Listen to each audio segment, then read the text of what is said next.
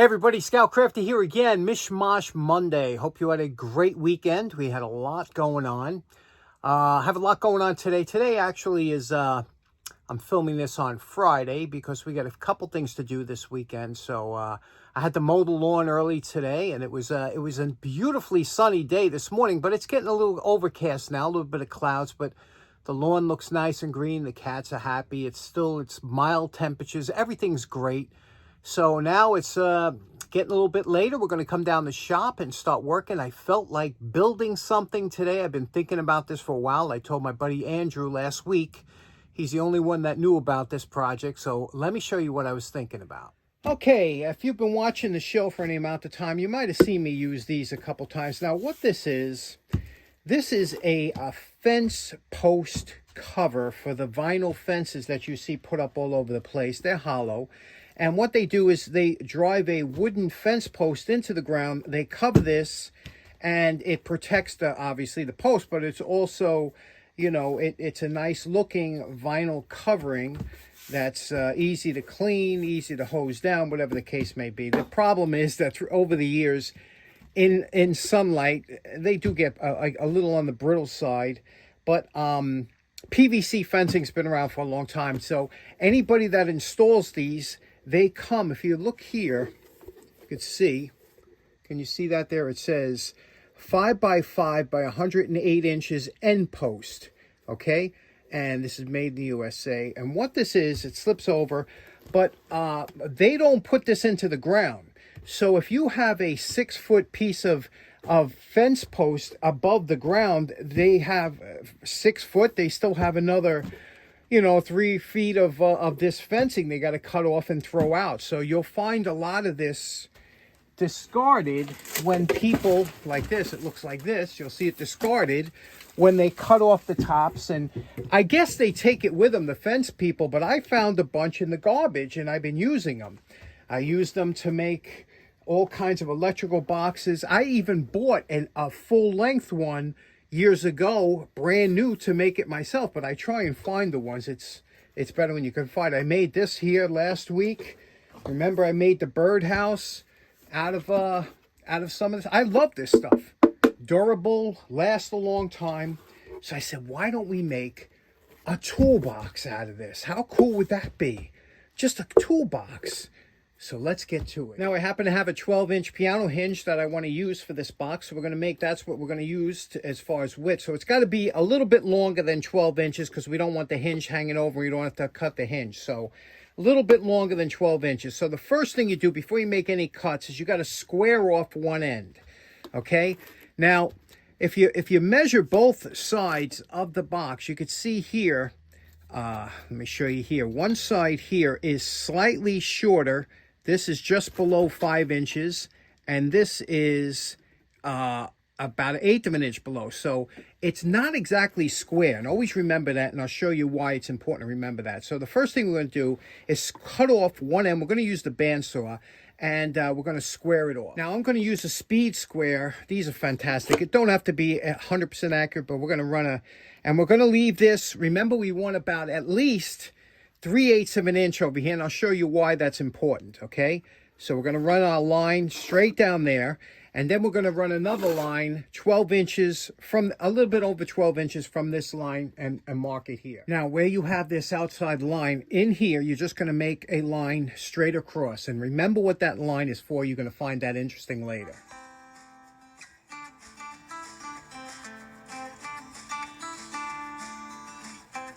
Now, the bandsaw does a wonderful job, but even a table saw will cut through. PVC is such a great product to work with. Now, you can see here we split the line. We cut it down straight. It's squared off, and square enough that what we need. Now, the reason we cut off, and I told you to leave this a little bit thick, about 3/8 of an inch. And remember, we put that black line there. That orientates it. So this is the top. We can see this is the top here. Now, if you want the grain, depending on which way you want the grain, we want the grain running sideways. So what we're going to do is we're going to use this as a template. And we're going to take this piece here, place it over the wood like this, and we are going to take our pencil and scribe the inside of this, and we're going to do it twice because one for each end.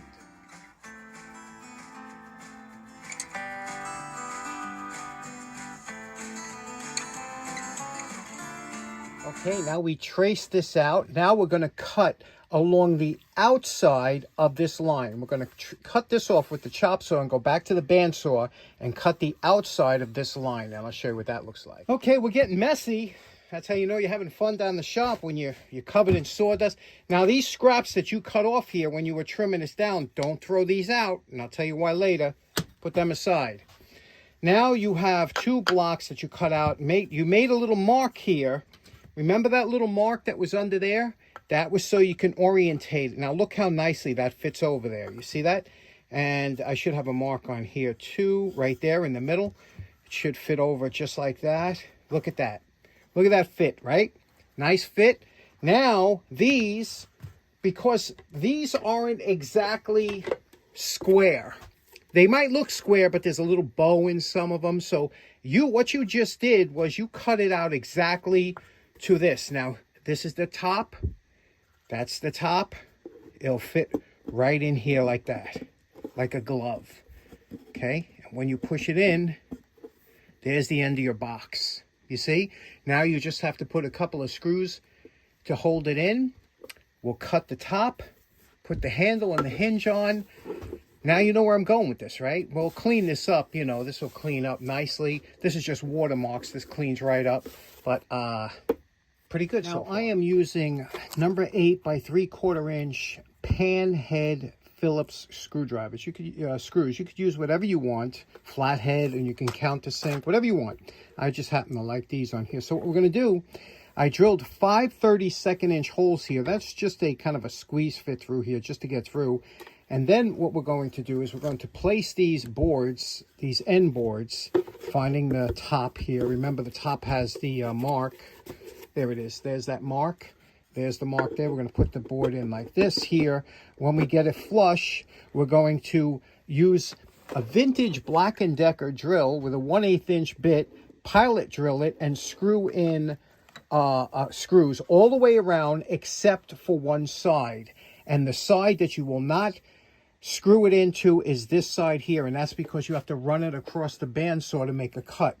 So all these screws except for the side here will not be screwed, and I'll show you why in a minute. You could put a clamp here to help you drill so that when you don't want this to move in and cave in on you. You want that to be nice and flush around the edges, so you can put a clamp here just to hold it while you drill into the sides like this.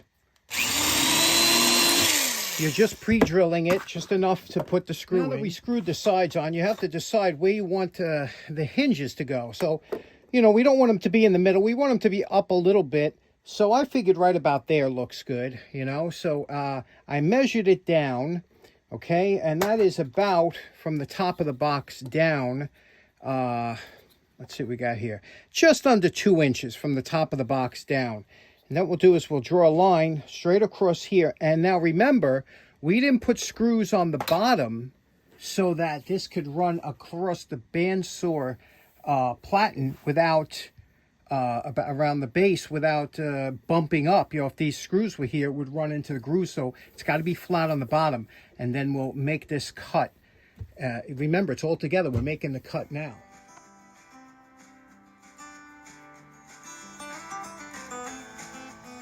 Okay, so here we go. Now, I have to tell you, the cuts work much better with a table saw because, you know, you have the guide to go by and everything.